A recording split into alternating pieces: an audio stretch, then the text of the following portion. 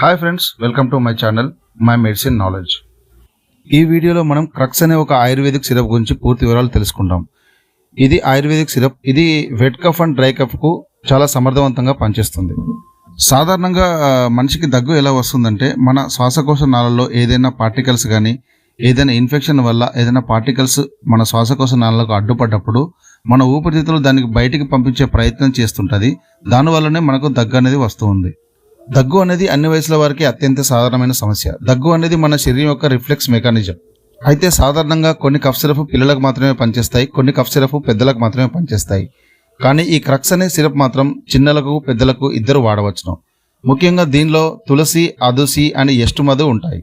ముఖ్యంగా ఈ కఫ్ సిరప్లో ఉండే తులసి శ్వాసకోశ ఇన్ఫెక్షన్లను నివారిస్తుంది. అంతేకాకుండా యాంటీ బ్యాక్టీరియల్, యాంటీ వైరల్గా పనిచేస్తుంది.